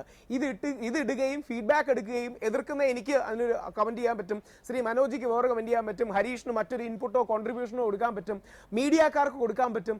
ആ അർത്ഥത്തിൽ നമ്മുടെ ജനാധിപത്യം കൂടുതൽ ആശയ സമ്പുഷ്ടമാകുന്ന രീതിയിൽ ഇപ്പൊ ഇപ്പോൾ CPM-ന്റെയോ കോൺഗ്രസിന്റെയോ BJP-യുടെയോ ഒരു പാർട്ടി പരിപാടിക്ക് പോവുകയാണെങ്കിൽ നമുക്കൊരു എതിർശബ്ദം പുറപ്പെടുവിക്കാൻ പറ്റുമോ? അവിടെ വളരെ അസഹിഷ്ണുതയുടെ പ്രശ്നങ്ങളുണ്ടാകും, എതിർവാദങ്ങൾ ഉയർന്നു കേൾക്കുന്നതിന് ബുദ്ധിമുട്ടുണ്ടാകും. അപ്പം നല്ല ഫീഡ്ബാക്കുകൾ എടുക്കുന്നതിന്റെ മെക്കാനിസത്തിന്റെ ഭാഗമായി എൻ്റെ ധാരണ ശരിയാണെങ്കിൽ അരവിന്ദ് കെജ്രിവാളിന് ഡൽഹിയിൽ ഫ്രീ വൈഫൈ എന്നുള്ളൊരു ഐഡിയ കിട്ടുന്നതും ഇതേപോലൊരു കോളേജ് ഡിബേറ്റ് ചെയ്യുന്നോ കോളേജ് ഫേസ്ബുക്ക് ഇന്ററാക്ഷൻ ചെയ്യുന്നോ എന്തൊക്കെയാണ്. ആ രീതിയിൽ നല്ല ഐഡിയാസ്, നല്ല ഇൻപുട്സ്, പുതിയ ഡേറ്റ തുടങ്ങിയ കാര്യങ്ങൾ കൺവെൻഷണൽ മീഡിയ അവരുടെ നിലപാട് കാരണം എയർ ചെയ്യാത്ത വ്യൂസ്, ഇത്തരം കാര്യങ്ങൾ കൂടുതൽ വരണം. എൻ്റെ അഭിപ്രായത്തിൽ ശ്രീ രാഹുൽ ഗാന്ധി അടക്കം, അദ്ദേഹത്തിന് ഇപ്പോൾ ഒരു ഓഫീസ് ഓഫ് RG എന്നൊരു ട്വിറ്റർ അക്കൗണ്ടേ ഉള്ളൂ, ശ്രീ രാഹുൽ ഗാന്ധി അടക്കം ശ്രീമതി സോണിയാഗാന്ധി അടക്കം കൂടുതൽ ഈ ട്വിറ്ററിലേക്ക് വരികയും അവരുടെ നിലപാടുകൾ അറിയിക്കുകയും ആ നിലപാടുകൾ വെച്ചല്ലേ നമ്മൾ ഇവാലുവേറ്റ് ചെയ്യുന്നത്, ശരിയോ തെറ്റോ, പകുതി ശരിയോ പകുതി തെറ്റോ. നിലപാടുകൾ നേരിട്ട് ജനങ്ങൾക്ക് അറിയാൻ പറ്റുന്ന വിധത്തിൽ അല്ലെങ്കിൽ നേരിട്ട് ഫീൽ ചെയ്യാൻ പറ്റുന്ന വിധത്തിൽ അറിയിക്കുക എന്നുള്ളത് വളരെ പ്രധാനമാണ്. ശ്രീ BR Bhivaskar, അങ്ങനെ ഈ സൈബർ സ്പേസ് ഒരു പൊതുമണ്ഡലമായി പരിണമിക്കുകയും നമ്മുടെ ജനാധിപത്യ പ്രക്രിയയെ ആകെ തന്നെ കൂടുതൽ സംവാദാത്മകമാവുകയും കൂടുതൽ ബഹുസ്വരവുമാവുകയും ഒക്കെയാണോ ഉണ്ടായിട്ടുള്ളത് ഇങ്ങനെയുള്ള ഈ സൈബർ മീഡിയ ഇടപെടലുകൾ കൊണ്ട്? ഈ സൈബർ മീഡിയ നമ്മുടെ രാഷ്ട്രീയ നേതാക്കൾ ഉപയോഗിക്കുന്നത് ഒരു നല്ല കാര്യം തന്നെയാണ്. അക്കാര്യത്തിൽ യാതൊരു സംശയമില്ല. കാരണം അവർക്ക് അവരുടെ സാധാരണഗതിയിൽ അവർ സംവദിക്കുന്ന വിഭാഗത്തിന് പുറത്തുള്ള ആളുകളുമായിട്ട് സംവദിക്കാനുള്ള ഒരു അവസരമാണ് ഇത് തരുന്നത്. പക്ഷെ ഇത് ബുദ്ധിപൂർവമാണോ ഉപയോഗിക്കുന്നത് എന്ന കാര്യത്തിലാണ് എനിക്ക് സംശയം. അതാണ് ഞാൻ നേരത്തെ പറഞ്ഞത്. ഈ പഴയ കാര്യങ്ങളൊക്കെ കൊണ്ടുവന്നിട്ട് അങ്ങോട്ടും ഇങ്ങോട്ടും ചോദിച്ചിട്ടുള്ള കാര്യത്തില് അതിൽ കൂടി ഒരു ക്ലാരിറ്റി, പ്രശ്നങ്ങളുടെ കാര്യത്തിനകത്ത് കൃത്യതയും സൂക്ഷ്മതയും ഒന്നും ഉണ്ടാവാൻ പോകുന്നില്ല. അത് അണികളെ ഇംപ്രസ് ചെയ്യാൻ കഴിയും. നമ്മുടെ നേതാവ് നോക്കൂ, ചോദ്യങ്ങൾ എറിഞ്ഞൊടുത്തു, മറ്റേയാൾക്ക് മറുപടിയില്ല എന്നൊക്കെ പറഞ്ഞ് അവര് സന്തോഷിക്കുകയായിരിക്കും. പക്ഷെ ഇതിനെ കൂടുതൽ പ്രയോജനപ്രദമായ രീതിയിൽ ഉപയോഗിക്കുവാൻ അവർക്ക് കഴിയണം. യഥാർത്ഥത്തിൽ ഇപ്പൊ ഈ ചർച്ചയിൽ തന്നെയും പങ്കെടുത്ത സുഹൃത്തുക്കളിൽ പലരും പല നല്ല ആശയങ്ങളും കാര്യത്തിൽ മുന്നോട്ട് വെച്ചിട്ടുണ്ട്. എങ്ങനെയാണ് ഇതിനെ കൂടുതൽ ഗുണകരമായ രീതിയിലോട്ട് മാറ്റാൻ കഴിയുന്നതെന്നുള്ളത് അത് നേതാക്കന്മാരുടെ ശ്രദ്ധയിൽപ്പെടുമെന്നും അവര് ഇത് കൂടുതൽ ഗുണകരമായ രീതിയിൽ ഉപയോഗിക്കുകയും ചെയ്യും എന്ന് ഞാൻ പ്രത്യാശിക്കുകയാണ്. തീർച്ചയായും നന്ദി അങ്ങ് ചർച്ചയിൽ പങ്കെടുത്തതിന്. ശ്രീ ഹരീഷ് വാസുദേവൻ, ഇതിൻ്റെ വേറൊരു തലം കൂടി പറയാം. സാധാരണ തെരഞ്ഞെടുപ്പ് കാലങ്ങളിൽ നമ്മുടെ നാട്ടിൽ സ്ഥാനാർത്ഥികളെ അപകീർത്തിപ്പെടുത്താൻ ഒന്ന് ഈ തെരഞ്ഞെടുപ്പ് അടുക്കുമ്പോൾ പ്രത്യേകമായി ക്രൈം വാരിക അടിച്ച് അതിൻ്റെ കോപ്പികൾ വിതരണം ചെയ്യുകയോ എവിടെയെങ്കിലുമൊക്കെ കൊണ്ടിടുകയോ ചെയ്യും. പിന്നെ പേര് വയ്ക്കാത്ത നോട്ടീസുകൾ സ്ഥാനാർത്ഥിയെ വ്യക്തിപരമായി അപകീർത്തിപ്പെടുത്തുന്ന തരത്തിൽ വിതരണം ചെയ്യും. ഇവ ഇനി ഈ തെരഞ്ഞെടുപ്പിൽ ആവശ്യമേ ഇല്ല. കാരണം ഒന്ന് ഫേസ്ബുക്കിലെ ക്ലോസ്ഡ് ഗ്രൂപ്പുകൾ വഴി, അല്ലെങ്കിൽ വാട്സാപ്പ് ഗ്രൂപ്പുകൾ വഴി, അല്ലെങ്കിൽ ഡയറക്റ്റ് മെസ്സേജ് വഴി ഈ അപകീർത്തികരമായ സാധനങ്ങൾ നിമിഷ നേരം കൊണ്ട് വൈറലാക്കാൻ ഒരാളെ, വളരെ നിഷ്കളങ്കരോ നിരപരാധിയോ ആയ ഒരാളെ പോലും അപരാധിയാക്കാൻ കഴിയുമെന്ന ഒരു സാധ്യത കൂടി ഇത് തുറന്നു തരുന്നില്ലേ?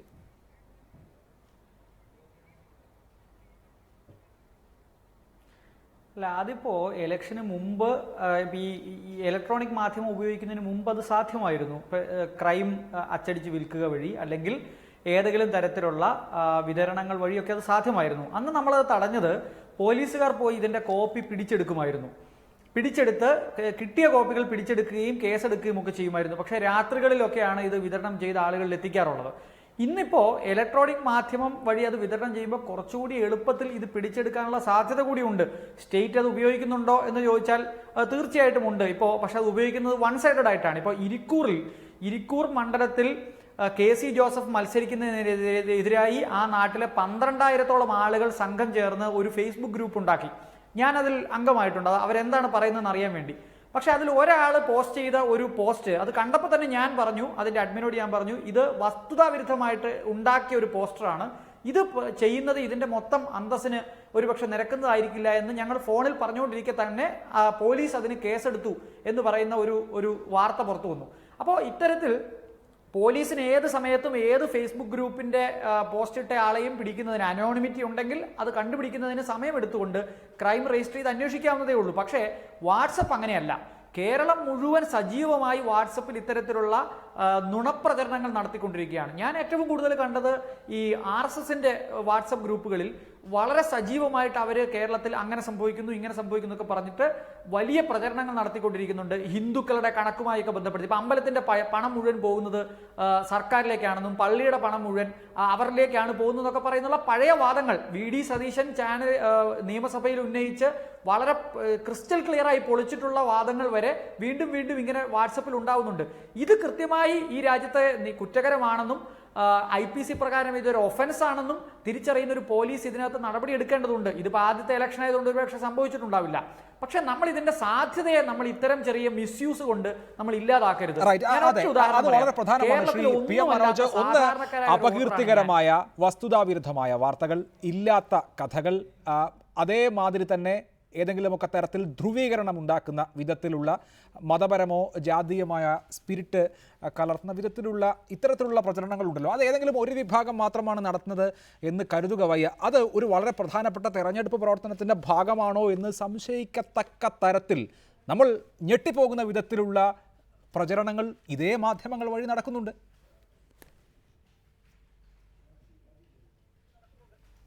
അത്തരം പ്രവർത്തനങ്ങൾ നടക്കുന്നില്ല എന്ന് പറയുന്നത് ശരിയാവില്ല, നടക്കുന്നുണ്ട്. ആ നടക്കുന്നത് പക്ഷേ സാധാരണ നാട്ടിൽ നിലനിൽക്കുന്ന നിയമത്തിനനുസരിച്ച് തന്നെ പിടിക്കപ്പെടാനും നിയമ നടപടികൾക്ക് വിധേയമാകാനുമുള്ള സാധ്യതകളുമുണ്ട്. അത് 66A റദ്ദാക്കിയത് കൊണ്ട് ഈ സാമൂഹ്യ മാധ്യമങ്ങളിലൂടെ എന്ത് വൃത്തികേടുകളും പറഞ്ഞ് പരത്താം എന്നൊരു ധാരണ ആർക്കും വേണ്ടതില്ല. കാരണം നാട്ടിൽ നിലനിൽക്കുന്ന എല്ലാ നിയമങ്ങളും അതിനും ബാധകമാണ്. പത്രത്തിൽ അപകീർത്തികരമായ ഒരു വാർത്ത പ്രസിദ്ധീകരിച്ചാൽ മാനനഷ്ട കേസും അതുപോലുള്ള ക്രിമിനൽ കേസും സിവിൽ കേസും വരുമെങ്കിൽ അതേപോലെ തന്നെയുള്ള കേസുകൾ ഇവിടെ. പക്ഷേ ഇവിടെ ഉള്ള ഒരു വിഷയം ഈ നിലനിൽക്കുന്ന ഗവൺമെൻറ് വ്യവസ്ഥ, ആ വ്യവസ്ഥയുടെ ഭാഗമായിട്ടുള്ള നിയമ സംവിധാനങ്ങൾ, ആ നിയമ സംവിധാനങ്ങൾ അതത് ഘട്ടങ്ങളിൽ ഭരിക്കുന്ന ആളുകളെ സേവിച്ചു കൊണ്ടിരിക്കുമ്പോൾ അതിനെതിരായിട്ട് വരുന്ന ഒരു ചെറിയ കാര്യത്തെ പോലും ഒരു വലിയ കാര്യത്തെ പോലും അവർ ഗൗനിക്കുന്നില്ല എന്നൊരു വിഷയമുണ്ട്. ഇപ്പോൾ ഈ ഇതുമായി ബന്ധപ്പെട്ട് തെരഞ്ഞെടുപ്പുമായി ബന്ധപ്പെട്ട് ഒരുപാട് സ്ഥാനാർത്ഥികൾക്കെതിരെ വൃത്തികെട്ട പ്രചാരണങ്ങൾ വന്നു. നിങ്ങൾ ഒരു UDF സ്ഥാനാർത്ഥിക്ക് അനുകൂലമല്ല LDF സ്ഥാനാർത്ഥിക്കെതിരായി വന്ന പ്രചാരണത്തിൻ്റെ രേഖയുമായി സൈബർ പോലീസ് ചെന്ന് നോക്കൂ, ഒരു കേസും എടുക്കൂല. നിങ്ങൾ അവിടെ കേസ് കൊടുത്തു കഴിഞ്ഞാൽ അല്ലെങ്കിൽ രജിസ്റ്റർ ചെയ്ത് കഴിഞ്ഞാൽ 6 മാസം കഴിഞ്ഞിട്ടാണ് നിങ്ങൾക്ക് ആദ്യത്തെ മറുപടി കിട്ടുന്നത്. സാധാരണ ഈ സൈബർ ലോകം എന്ന് പറയുന്നതും അതുപോലെ സോഷ്യൽ മീഡിയ എന്ന് പറയുന്നതും തത്സമയ പ്രതികരണമാണ്. പത്രത്തിൽ അച്ചടിച്ച് വരണമെങ്കിൽ പിറ്റേന്ന് രാവിലെ ആവണം കാണാൻ. പക്ഷേ ഇത് ആ സമയം ഒരു സമയത്തിൻ്റെ പരിധിയേ ഇല്ല, തത്സമയമാണ്. ഈ തത്സമയ പ്രതികരണം നടത്താനുള്ള സാങ്കേതിക സംവിധാനങ്ങൾ ഉണ്ടായിട്ട് പോലും പോലീസ് സംവിധാനങ്ങളെ, അന്വേഷണ സംവിധാനങ്ങളെ, ക്രിമിനൽ നടപടിക്രമങ്ങളെയൊക്കെ സ്വന്തം ഭരിക്കുന്ന സർക്കാരിൻ്റെ സൗകര്യത്തിലാക്കി മാറ്റാനുള്ള ഒരു ഏർപ്പാട് വേറെ നടക്കുന്നുണ്ട്. അതുകൊണ്ട് തന്നെ നിലനിൽക്കുന്ന ഈ വ്യവസ്ഥക്കനുസരിച്ച് മാത്രമേ ഈ സാധനവും പോകുന്നുള്ളൂ. അതിലപ്പുറം ഇതിൽ നിന്ന് എന്തെങ്കിലും പ്രത്യേകിച്ച് ഒരു ഗുണം പ്രതീക്ഷിക്കാം എന്ന് കരുതിയാൽ, ആരെങ്കിലും കരുതിയാൽ അത് വിഡ്ഢിത്തമാണ്. അതൊരു കാര്യം. രണ്ടാമത്തത് ഈ സൈബർ ഇടങ്ങൾ അല്ലെങ്കിൽ സോഷ്യൽ മീഡിയ എന്ന് പറയുന്നത് മറ്റെല്ലാറ്റിനുമുള്ള പരിഹാരമാണ്. ഇപ്പോൾ ഒരു രാഷ്ട്രീയ പാർട്ടി പൊതുയോഗം നടത്തുന്നു. ആ പൊതുയോഗം നടത്തുന്നതിനേക്കാൾ കൂടുതൽ കാര്യങ്ങൾ ഒരു സിംഗിൾ വ്യക്തി പോസ്റ്റ് ഇട്ട് കഴിഞ്ഞാൽ ചിലപ്പോൾ 6000-7000 ആളുകൾ അത് കണ്ടെന്നിരിക്കും. അതുകൊണ്ട് ഈ പൊതുയോഗം നടത്തേണ്ടതില്ല, സൈബർ ഇടത്ത് കളിച്ചാൽ മതി, ഫേസ്ബുക്ക് മതി, ട്വിറ്റർ മതി, പിൻട്രസ്റ്റ് മതി, അതുപോലെ നമ്മുടെ പടങ്ങൾ ഇൻസ്റ്റാഗ്രാമിൽ കൊടുത്താൽ മതി, അതോടെ ഇതെല്ലാം നേടും എന്ന് കരുതുന്ന ചില ആളുകളുണ്ട്. അത് തെറ്റാണ് എന്നുള്ളതാണ് താങ്കളുടെ കാഴ്ചപ്പാട്. ശ്രീ രാഹുൽ ഈശ്വർ, ഇത് കേരളത്തിന്റെ മാത്രം പ്രവണതയല്ല, ദേശീയ തലത്തിൽ തന്നെ നമ്മൾ വൈറലാകുക എന്ന് പറയും. അങ്ങനെ വൈറലായ പലതും വസ്തുതാവിരുദ്ധമായിരുന്നു. തെറ്റിദ്ധാരണ പരത്താൻ ഏറ്റവും എളുപ്പത്തിൽ ഏറ്റവും വേഗത്തിൽ കഴിയുന്ന സംവിധാനങ്ങൾ ഈ സോഷ്യൽ മീഡിയയാണ് എന്ന ഒരു അപകടമുണ്ട്.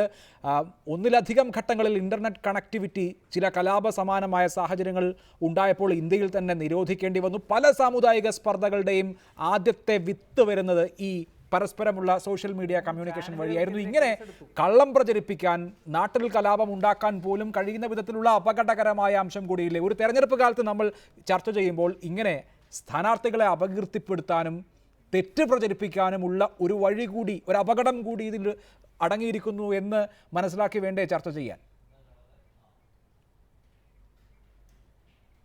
100% സത്യസന്ധമായി പറയാലോ 66A വേണമായിരുന്നു. കുറെ കൂടെ വെൽ ഡിഫൈൻഡായി ഇന്ന ഗൈഡ് ലൈൻസ് വേണമെന്നായിരുന്നു കോടതി പറയേണ്ടിയിരുന്നത്. പക്ഷേ ദൗർഭാഗ്യവശാൽ സോളി സൊറാബ്ജിയൊക്കെ വാദിച്ചുകൊണ്ടായിരിക്കാം ഒരു ജുഡീഷ്യൽ സെന്റിമെന്റ്സ് സ്വീഡായി.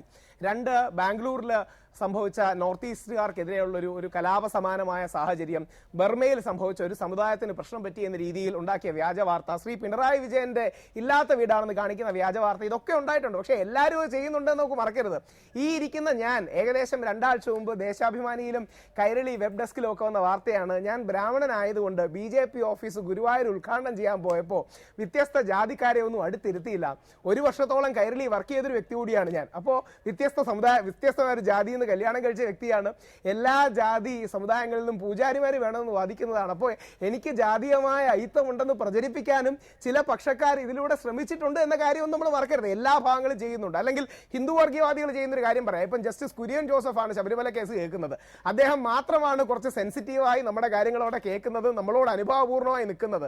പക്ഷേ പേര് കുര്യൻ ജോസഫായി എന്നുള്ളത് കൊണ്ട് കുര്യൻ ജോസഫ് സാറിനെതിരെ അതിശക്തമായ വിമർശനങ്ങളും, കാര്യം മനസ്സിലാക്കാതെ പുള്ളി ശബരിമലയെ അട്ടിമറിക്കാൻ ശ്രമിക്കുന്നു എന്നൊക്കെ പറയുന്ന അപക്വമായ, അബദ്ധജടിലമായ, വർഗീയമായ കള്ളങ്ങൾ പ്രചരിപ്പിക്കുന്ന ആൾക്കാരും ഉണ്ട്. എല്ലാ ഭാഗത്തു നിന്നും ഇത്തരം ആൾക്കാർ വരുന്നുണ്ട്. പക്ഷെ നേരത്തെ പറഞ്ഞൊരു കാര്യം പ്രസക്തമാണ്. ഇത് പെട്ടെന്ന് റിയാക്ഷൻ ഉണ്ടാക്കും. ഇപ്പൊ ഇന്ത്യ TV അവിടെ ചെയ്ത സോകോൾഡ് സ്റ്റിംഗ് ഓപ്പറേഷനിൽ ഒരു സ്കൂളിലെ ടീച്ചർ കുട്ടിയുടെ ശരീരം വിൽക്കുന്നതിന് പ്രേരിപ്പിക്കുന്നു എന്ന് പറയുകയും വളരെ കലാപസമാനമായ ഒരു സാഹചര്യം നോർത്ത് ഇന്ത്യ ഉണ്ടാകുകയും ചെയ്തു. പിന്നീട് വന്നു ആ സ്റ്റിങ്ങേ ഫേക്ക് ആയിരുന്നു എന്ന്. അതുകൊണ്ട് 66A പോലെ ഏതെങ്കിലും ഒരു നിയമം വേണം. മിസ്യൂസ് ചെയ്യപ്പെടാത്ത വെൽ ഡിഫൈൻഡ് ആയിട്ട് ഗൈഡ് ലൈൻസ് കൊടുത്തൊരു നിയമം വേണം. പെട്ടെന്ന് ആക്ഷൻ എടുക്കുന്ന ഒരു സംവിധാനം വേണം. ഇത്തരം കാര്യങ്ങൾ കൂടെ വന്നില്ലെങ്കിൽ മിസ്ഇൻഫർമേഷൻ ക്യാമ്പയിനും ഹാഫ് ബേക്ഡ് ഇൻഫർമേഷൻ ക്യാമ്പയിനും ആയി പോകും. അതാണ് ശ്രീ ഹരീഷ് വാസുദേവൻ, താങ്കൾ ഒരു അഭിഭാഷകൻ കൂടിയാണല്ലോ. ഈ മിസ്ഇൻഫർമേഷൻ ക്യാമ്പയിനാണ് ഒരുപക്ഷെ പോസിറ്റീവ് ക്യാമ്പയിനേക്കാൾ കൂടുതൽ നടക്കുന്നത്. ഇനിയുള്ള തെരഞ്ഞെടുപ്പിനോട് അടുക്കുന്ന ദിവസങ്ങളിൽ അത് കൂടുതൽ ശക്തമാവുകയും ചെയ്യും. അമ്പ് കൊള്ളാത്തവരില്ല കുരുക്കളിൽ എന്ന് പറഞ്ഞത് മാതിരി ഈ ക്യാമ്പയിന്റെ ദുരനുഭവം അനുഭവിക്കാത്ത ആരും സ്ഥാനാർത്ഥികളായി ഉണ്ടാവുകയുമില്ല. ഇപ്പോൾ 66A ഇല്ല എന്നുള്ളത് കൊണ്ട് നടപടിയെടുക്കാൻ വലിയ ബുദ്ധിമുട്ടുണ്ടോ?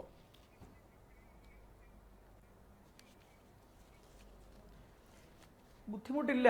66A അൺകോൺസ്റ്റിറ്റ്യൂഷണൽ ആണെന്ന് ഡിക്ലെയർ ചെയ്തതിന് അതിൻ്റെതായ നിയമകാരണങ്ങളുണ്ട്. അതിന് പകരം കുറച്ചുകൂടി മോഡറേറ്റ് ആയിട്ട് ഇതിനെ ഉപയോഗിക്കാൻ കഴിയുന്ന, അല്ലെങ്കിൽ അത്തരം ആളുകളെ ശിക്ഷിക്കാൻ കഴിയുന്ന ഒരു നിയമം IT ആക്ടിൽ തന്നെ ഉണ്ടാവേണ്ടിയിരിക്കുന്നു. പക്ഷേ ഇലക്ഷനെ സംബന്ധിച്ച് നിയമമില്ല എന്ന് നമ്മൾ പറയരുത്. കാരണം ഇലക്ഷൻ കാലത്ത് ഏതെങ്കിലും സ്ഥാനാർത്ഥിക്കെതിരായിട്ടോ ഏതെങ്കിലും പാർട്ടികൾക്കെതിരായിട്ടോ തെറ്റായ സന്ദേശം പുലർത്തുന്നത് IPCയിൽ തന്നെ, IPCയിലെ എൻ്റെ ഓർമ്മ ശരിയാണെങ്കിൽ 171D വകുപ്പ് പ്രകാരം ക്രിമിനൽ കുറ്റമാണ്. അതെടുക്കാൻ പോലീസിന്, സാധാരണ ഒരു പോലീസ് ഓഫീസർക്ക് കഴിയും. അതിന് ക്രൈംബ്രാഞ്ച് സെല്ലിലോ അല്ലെങ്കിൽ ഹൈടെക് സെല്ലിലോ ഒന്നും പോകേണ്ട കാര്യമില്ല. മിസ്ഇൻഫർമേഷനോ ഡിഫോമേഷൻ ഉണ്ടാക്കുന്ന തരത്തിലുള്ള തെറ്റായ പ്രചരണങ്ങളോ ഇലക്ഷൻ കാലത്ത് നടത്തുന്നത് IPC പ്രകാരം കുറ്റമാണ്. അത് കേസെടുക്കാൻ കഴിയും. അതാണ് ഞാൻ നേരത്തെ ഇരിക്കൂറിന്റെ കാര്യത്തിൽ സൂചിപ്പിച്ചത്.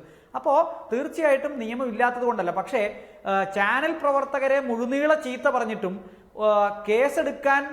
കേസെടുക്കണമെന്ന് പറഞ്ഞ് DGPയെ കാണാൻ പോകാൻ ധൈര്യം കാണിച്ചത്, അല്ലെങ്കിൽ അത് മുന്നോട്ട് വന്നത് ഒരു സിന്ധു സൂര്യകുമാറാണ് എന്ന് പറയുന്നത് പോലെ മാധ്യമപ്രവർത്തകർക്കെതിരെ സിന്ധു സൂര്യകുമാർ മാധ്യമപ്രവർത്തകർക്കെതിരായിട്ടുള്ള ചീത്ത വിളിക്ക് കേസ് കൊടുത്തതുപോലെ കേരളത്തിൽ ഏതെങ്കിലുമൊക്കെ രാഷ്ട്രീയ നേതാക്കൾ മുന്നോട്ട് വരണം. ഇതാ എനിക്കെതിരായി ഇന്ന ആളുകൾ എഴുതിയിരിക്കുന്നു. ഇപ്പൊ എനിക്കെതിരായി വ്യക്തിപരമായി ഇത്തരത്തിലുള്ള എഴുതുന്ന ആളുകളെ ഞാൻ വാൺ ചെയ്യാറുണ്ട്. ഞാൻ ഡിഫമേഷന് കേസ് കൊടുക്കുമെന്ന് പറയാറുണ്ട്.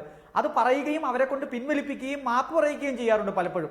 അങ്ങനെ രാഷ്ട്രീയ പ്രവർത്തകർ മുന്നോട്ട് വരികയും ഇലക്ഷൻ കാലത്ത് ചിലരെങ്കിലും പരാതി കൊടുത്ത് കൃത്യമായി നടപടി എടുപ്പിക്കുകയാണെങ്കിൽ ഇതിനൊരു അറുതി വരും. ഏതായാലും ഫേസ്ബുക്ക് ഉൾപ്പെടെയുള്ള സോഷ്യൽ മാധ്യമങ്ങളിൽ വലിയ പിന്തുണയായിരിക്കും അത്തരം മിസ്ഇൻഫർമേഷൻ നടത്തുന്ന ആളുകളെ ശിക്ഷിക്കുന്നതിനുണ്ടാവുക. നിലപാടുകൾ വളരെ നന്ദി. ശ്രീ BRP ഭാസ്കർ, ശ്രീ PM മനോജ്, ശ്രീ ഫക്രുദ്ദീൻ അലി, ശ്രീ രാഹുൽ ഈശ്വർ, ശ്രീ മാത്യു കുഴൽനാടൻ, ശ്രീ ഹരീഷ് വാസുദേവൻ സംസാരിച്ചത്. എഡിറ്റേഴ്സ് അവർ പൂർണ്ണമാവുന്നു. നമസ്കാരം.